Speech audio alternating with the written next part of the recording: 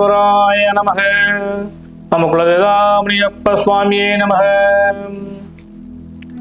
பேரன்பு மிக்க குக்கு பக்தி மீடியா சேனல்களுக்கு ஜோதிடம் முத்துச்சாமி இனிய அன்பு வணக்கங்கள்.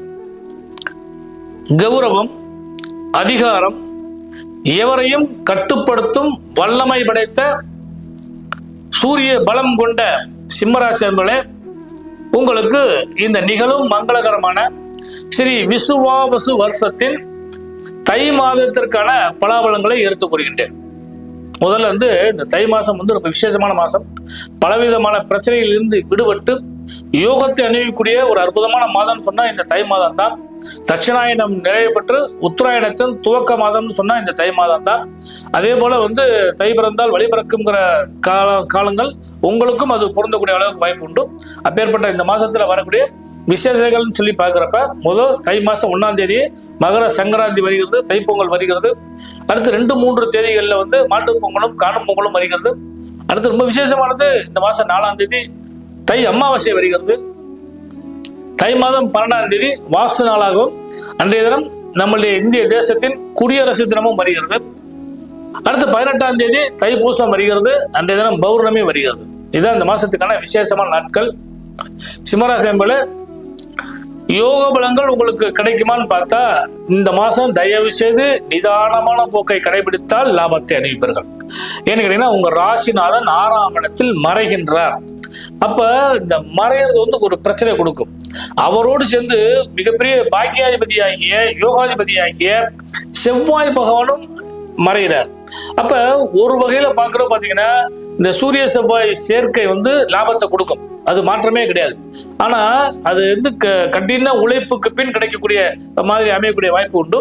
அதே மாதிரி அது கிடைச்சதை சரியான முறையில் பயன்படுத்துறதுக்கான வாய்ப்பு இருந்தால் அதையும் உங்களுடைய முயற்சியினால் சரி செய்யக்கூடிய வாய்ப்பு உண்டு. ஆனா இந்த மாசத்தை பொறுத்தளவுக்கு கொஞ்சம் நிதானம் தான் ரொம்ப முக்கியமானது. 6ஆம் இடத்தில் 4 கிரகங்கள் அமர்ந்திருக்கின்றது. தனாதிபதியும் போய் 6ஆம் இடத்துல மாட்டிக்கிட்டாரு, அவர் தான் லாபாதிபதி, அவரும் 6ஆம் இடத்துல மாட்டிக்கிட்டாரு. அதே மாதிரி சுக்கிர பகவான் அவர் ஜீவனாதிபதி, அவரும் 6ஆம் இடத்துல இருக்கிறாரு. அதனால 4 கிரகங்கள் 6ஆம் இடத்துல இருக்கும் பொழுது உங்களுக்கு சுப பலன்கள் கிடைக்கும் அப்படிங்கிறது கொஞ்சம் மத்தியமா தான் சொல்லக்கூடிய வாய்ப்பு உண்டு. ஆனா உங்களுக்கு நல்ல சாதகமான விஷயம் என்னன்னு சொல்லி கேட்டீங்கன்னா இந்த மாதம் 15ஆம் தேதி பாத்தீங்கன்னா தனாதிபதி லாபாதிபதி ஆகிய புத பகவான் கும்பராசிக்கு போறப்ப உங்க ராசியை பார்க்கிறார். அதனால காசு, பணம், பொன்பொருள் சேர்க்கை, குடும்ப ரீதியான உறவுகள், அதே மாதிரி தன வாக்குஸ்தானங்கள் உங்களுக்கு நல்லபடியா கிடைக்கிறப்ப நீங்க அதை சமாளிக்கிறதுக்கான வாய்ப்பு உண்டு. அதாவது பேச்சு திறமையினால் சிலர் சமாளிச்சிருவாங்க, சிலர் காசு பணத்தால் சமாளிப்பாங்க இல்லையா. இந்த காசு பணமும் பேச்சு திறமையும் உங்களுக்கு இந்த மாசம் 15ஆம் தேதி கிடைக்கக்கூடிய வாய்ப்பு உண்டு. அதனால அந்த காலகட்டங்கள்ல உங்களுக்கு நல்ல யோகங்கள் உங்களுக்கு கிடைக்கும். அடுத்து தொழில் ரீதியாக, வியாபார ரீதியாக முன்னேற்றத்தை காண்பீர்கள். தேவையற்ற செலவுகளை செய்வதை முதல் தயவுசெய்து தவிர்த்து விடுங்கள். அதே மாதிரி இந்த மாசத்தை பொறுத்தவரை பார்த்தீங்கன்னா தை மாசம் தானே ஒரு அருமையான மாசம், நான் புதுசாக எதுவும் ஆரம்பிப்போம் அப்படின்னு சொல்லி நினைச்சிருந்தால் கொஞ்சம் நிதானமா செயல்படுங்க. ஏன்னு கேட்டீங்கன்னா 6ல் மறைந்தது அதிகமாக கடனை ஏற்படுத்தி விட்டுரும். அதே மாதிரி முக்கியமான விஷயம் என்ன கேட்டீங்கன்னா இந்த கடன், நோய், வம்பு வழக்கு இதுல எல்லாம் கொஞ்சம் கவனம் செலுத்துங்க. அதாவது வட்டி கட்டுறது, தவணை கட்டுறது, இஎம்ஐ கட்டுறது பார்த்தீங்களா, அதெல்லாம் சரியான தேதியில கட்டிட்டீங்கன்னா உங்களுக்கு எந்த பாதிப்பும் இல்லை. இல்லைன்னா தேவையற்ற சில சிக்கல்களையோ அல்லது அசிங்க அவமானங்களையோ சந்திக்கக்கூடிய வாய்ப்புகள் உண்டு.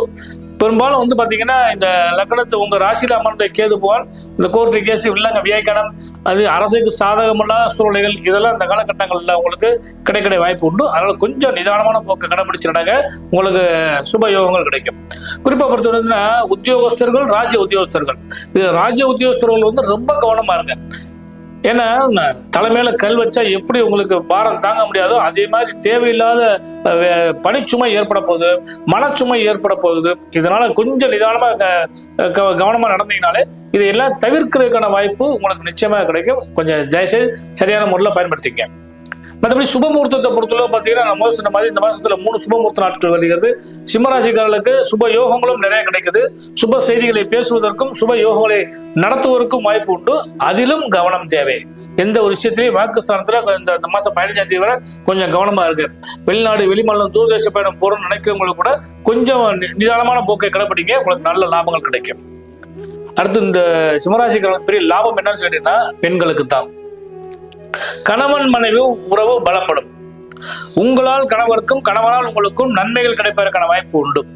உங்களுக்கு தேவையற்ற அலைச்சல், மன உளைச்சல் அல்லது உடல் ரீதியான பாதிப்புகள் ஏற்படுவதற்கான வாய்ப்பு இந்த சிம்மராசி பெண்களுக்கு வந்து கிடைக்கும்.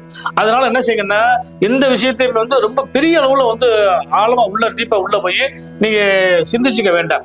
இந்த மாசத்தை பத்திரம் லைட்டா டோன்ட் கேர் அப்படிங்கிற மாதிரி கொஞ்சம் லைட்டா கடத்தி விடுங்க. அதுதான் இந்த மாசத்துக்கு உங்களுக்கு பலன் நிறைய கிடைக்கிறதுக்கான வாய்ப்பு உண்டு.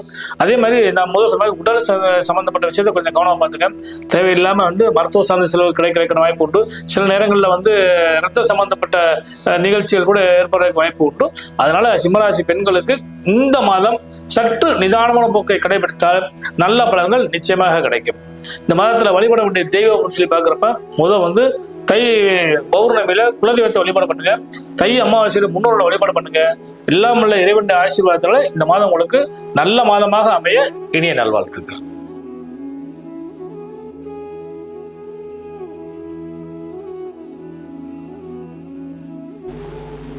சிம்மராசியை பத்தி நீங்க சொல்லும் போது பாத்தீங்க அப்படின்னா, இந்த மாதம் வந்து சற்று எச்சரிக்கை தேவை அப்படின்னு அழுத்தி சொன்னீங்க. சோ அதுல ஒரு விஷயமும் நீங்க சேர்த்து சொல்லியிருக்கீங்க. பகை வீட்டில் அமர்ந்த சூரியன் பிரச்சனையை அதிகரிப்பாரா குறைப்பாரா அப்படின்ற மாதிரி ஒரு கேள்வி. ஐயா, பொதுவாக பொறுத்தளவு பார்த்தீங்கன்னா சூரியன் ஒளி கிரகம். அவர் வந்து சேர்ந்தது வந்து பார்த்தீங்கன்னா மிகப்பெரிய யோகாதிபதியாகிய செவ்வாய், அது உச்சம் பெற்ற ராசியில் அமரக்கூடிய செவ்வாய். இதெல்லாம் வந்து ஒரு சிறப்பான விஷயமா தான் இருக்கு. இருந்த போதிலும் இந்த அமர்ந்த இடம்னு ஒரு இடம் இருக்கு இல்லைங்களா, அதுதான் 6ஆம் இடம், பகை வீடு. அப்ப எவ்வளவுதான் நம்ம கொடுக்கலாம் அப்படின்னு சொல்லி முயற்சி பண்ணாலுமே அந்த கிரகங்கள் வந்து அதாவது எல்லாமே வச்சிருக்கு, அதை கொடுக்கணும் இல்லையா, அதை கொடுக்கறதுக்கான வாய்ப்பு வந்து குறைஞ்சிரும்.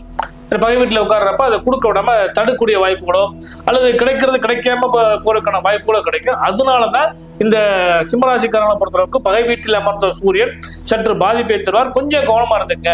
ஏன்னா கொடுக்குற எல்லாருமே கொடுக்க முடியாத சூழல் பொதுவாக பொறுத்தளவு பார்த்தீங்கன்னா, நெட்வொர்க்லாம் இடத்துல போய் நம்ம பேசணும்னு சொல்லி முடிவு பண்ணோம்னா நமக்கு எப்படி சிக்னல் கிடைக்காதோ, நல்ல சார்ஜ் இருக்கும், போன்ல பேலன்ஸ் இருக்கும், எல்லாமே இருக்கும். ஆனா நெட்வொர்க் வந்து சரியா கவர் ஆகலைன்னா நமக்கு எப்படி அதை போன யூஸ் பண்ண முடியாதோ அந்த மாதிரி சூழ்நிலை தான் இந்த 6ஆம் இடத்துல வந்து சூரியனும் செவ்வாய் செய்வாங்க. அப்போ இந்த மாதம் வந்து சிம்மராசிக்காரர்கள் பாத்தீங்கன்னா பணம் கடன் வாங்கவும் கூடாது, கடன் கொடுக்கவும் கூடாதுன்ற மாதிரி ஒரு சூழல் இருக்கா? மேபி கண்டிப்பா அந்த கூட நீங்க பயன்படுத்திங்க. கடன் வாங்குறது வந்து பாத்தீங்கன்னா தேவைக்கு வாங்குங்க, அதே மாதிரி தேவையில்லாத சில கூட தவிர்த்துருங்க. அதாவது இப்போ அதே இன்னொரு கேள்வி. அதுல இப்போ நீங்க சொல்வது போல பிரச்சனை அதிகரிக்கும். இப்போ 2 பேலன்ஸ் சொல்லிருக்கீங்க. பிரச்சனையும் வரும், பார்த்து நிதானமா இருக்குன்னு சொல்லியிருக்கீங்க. அதே மாதிரி குறையிறதுக்கு வாய்ப்பு இருக்குன்னு சொல்லியிருக்கீங்க. ஸோ இந்த மாதிரியான சூழல்ல அவங்க வந்து எந்த மாதிரியான தெய்வங்கள் வந்து வழிபடலாம்ன்ற மாதிரி? நிச்சயமாங்க. அதாவது சூரியன் என்றால் ஆத்மாகாரகன், சூரியன் என்றால் நம்ம முன்னோர்கள். அப்ப இந்த மாசம் வந்து பாத்தீங்கன்னா முன்னோர்களுக்கான மாசமா தான் வருது.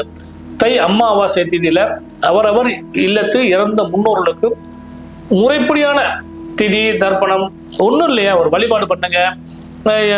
இல்லாதவங்களுக்கு வந்து ஏதாவது சாப்பாடு வாங்கி கொடுங்க, பசுமாட்டுக்கு கீரை வாங்கி கொடுங்க, காகத்துக்கு வந்து சாதம் வாங்கி, அந்த மாதிரி செஞ்சாலே வந்து பிதிர்சாப தோஷம் விலகும். பிதிர்சாப தோஷம் விலகுனாலே நம்ம முன்னோர் செய்த பாவங்கள் வந்து கொஞ்சம் குறைஞ்சிட்டாலே நம்ம பிடிச்ச பிரச்சனைகள் வந்து கொஞ்சம் குறையும்.